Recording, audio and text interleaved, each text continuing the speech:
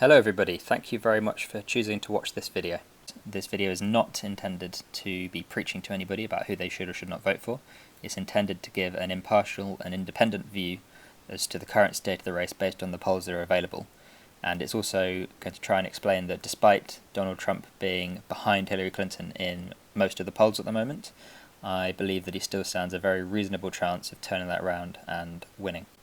As you may be able to tell from my accent, I'm a British citizen. And you might wonder why I'm talking about American politics in this video. And the truth is that ever since 2000, when Bush and Gore were stuck in an election recount in Florida, I've followed American politics pretty much every day by reading various different blogs and websites, news stories, videos. I've basically spent every lunch break since then reading up on what's happened in the world of US politics. The main reason, I think, is that it's far more interesting and exciting and polarising than anything that happens in the UK, perhaps with the recent exception of what happened during and following the Brexit referendum, where we had 5 years worth of politics happen in the space of about a week. So before I start going into the polls, the state of the polls, I wanted to outline a few fundamental points that I think are important for people to consider. The first one is that this election is being held in what is termed as a change year. What that means is that the incumbent president, i.e. Obama, is not standing for re-election. There's a well-known political forecasting model called the Time for Change model. It's written by a political scientist called Alan Abramovitz. And in a nutshell, that says that the projected vote share of a generic Republican versus a generic Democrat is a factor of three core variables. So the first one is the incumbent's net approval rating. So in this case, how popular is Obama at the moment? Is he more popular than unpopular, or vice versa? The second one is how strong has economic growth been in terms of GDP in the second quarter of the election year. And then the third one is whether or not the incumbent president is standing for re-election. So in this case, he's not, so there is no bonus to the Democratic Party in this case. And the forecasting model says that a generic Republican would win about 51.4% of the vote, and a generic Democrat would win 48.6% of the vote. Now, this model doesn't currently look at the third-party candidates, so it just assumes the split between the Democrat and the Republican candidates. And the second thing to consider is that a week in politics is a long time. Most campaign events don't really have a lasting impact on whether or not a candidate's going to win. Conventions, they have a bounce after them the last few weeks. If you have somebody who's won one of the political debates, that again may last a week or so before it fizzles out. Any gaffes or news stories aren't likely to have a massive impact on a candidate's vote share. However, that there is an exception to that if a gaffe is reinforcing an existing opinion of somebody, then it can have a more lasting and damaging effect. But in general, campaigns don't make a huge amount of difference. You need to have some kind of fundamental change to change the opinions of a large number of people in the electorate. Now, that kind of thing doesn't happen overnight. In general, it does happen over the course of a couple of months. And it's worth pointing out that we've still got 2 months left, so a week in politics is a long time. What that means is that some things will be forgotten quite quickly, but it means that there's also ample opportunity for a fundamental shift in the way that people are thinking between now and November. And then the third point that I wanted to raise is that people always say that, this election year is an exception to the norm, but that's really not necessarily true. Back in 2008, we had the first African-American presidential candidate. People weren't sure how that was going to play out. We also had the economic collapse. In 2012, we had very polarised views on Obamacare, and we also had the rise of the Tea Party. In this year, 2016, we've got Donald Trump and Hillary Clinton, two very unpopular figures outside of their party. We've also got things like ISIS. Again, this indicates that, this election year does have a couple of strange things, but that doesn't necessarily make it different because every year has its own complications thrown into the mix. In general, those things don't make huge amounts of difference. There's a little bit, but again, don't sort of read into that too much. And as you can see from this graph, which outlines the national state of the race over the past, year or so now, Hillary Clinton has been pretty much ahead of Donald Trump, with the exception of a couple of brief moments, one of them being the convention bounce which Trump received, which quickly disintegrated following both Clinton's convention as well as his disparaging comments about the Khan family. So what that means is currently Clinton is about 4 points ahead of Donald Trump in the polls. Now 4 points sounds like a lot, and it's outside of the margin of error of most national polls. However, we should keep in mind that over 2 months out, these polls can change quite drastically. The average error on national polls 1 month out from an election is approximately 3.6%, according to analysis recently published on 538.com. So what that means is that things could change quite drastically between now and then if they work in Trump's favour. And another thing to take note of is that there are currently differences between the live polls and automated polls or online polls. Now, traditionally, online polls have been less accurate, but more recently, within the UK, we've seen the opposite.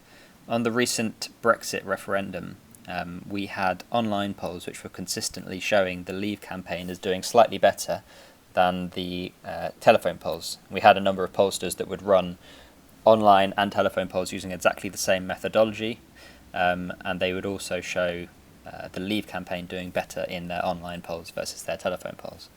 Now, a lot of people dismissed that, and I think presumed that the telephone polls, which had historically been more accurate, were going to be successful. But the actual result showed that the online polls have been more accurate. Now, we don't know for sure why that is, but the conventional wisdom is that the people who are voting to leave were embarrassed to admit they were voting to leave on the telephone polls and were more likely to tell the truth on the online polls.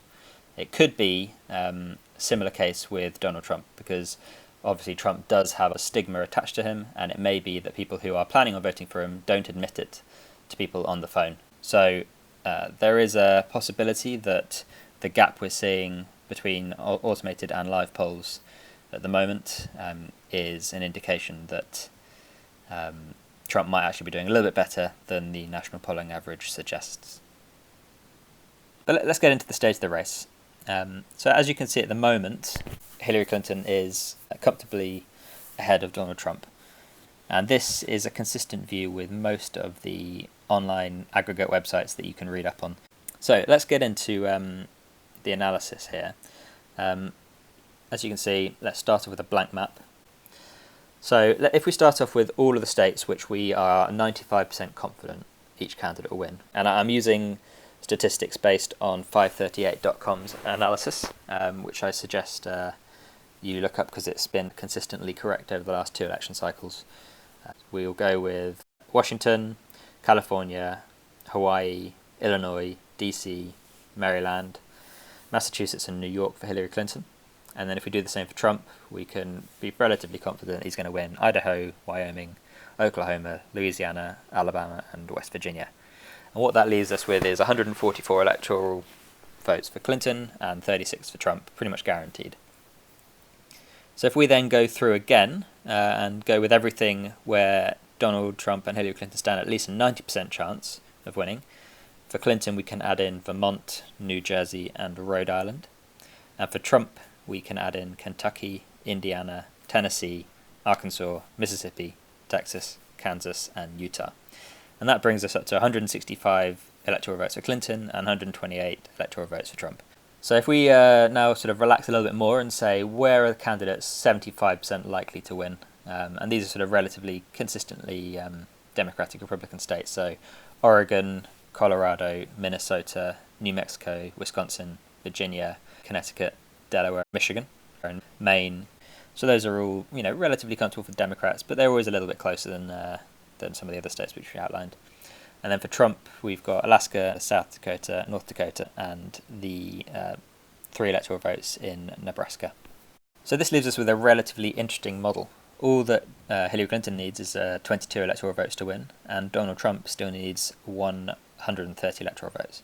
So what you could say is, well, surely out of the swing states, all that Hillary Clinton needs to do is she could win, let's say, a combination of South Carolina, and Georgia. So that gives a 25 electoral votes. But what you really want to consider is that if Hillary Clinton's going to win South Carolina, she's probably already won Pennsylvania, Ohio, Michigan, Nevada, New Hampshire, North Carolina.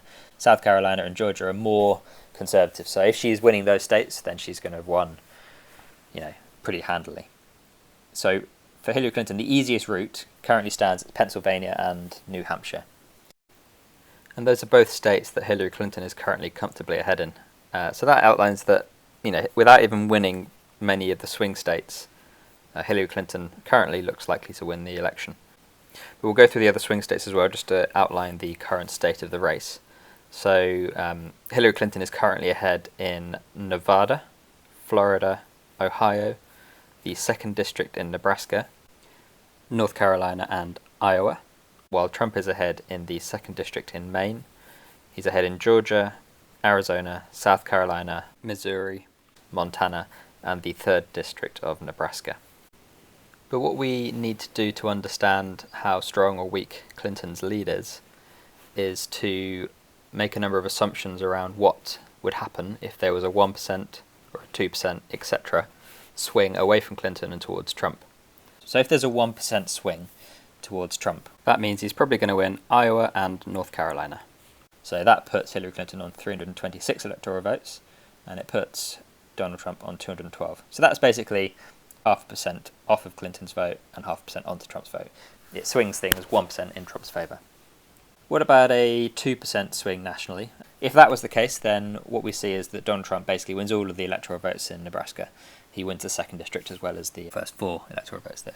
What about a 3% swing towards Donald Trump? This is where it starts to get a little bit more interesting, because if there's a 3% swing in the national vote to Trump, that means that he's going to win the electoral votes in Ohio and Florida as well. So that puts Hillary Clinton on 278 electoral votes and Donald Trump on 260. At which point, all Donald Trump needs to do is to flip 10 electoral votes in his favour. And what are the easiest states for him to flip?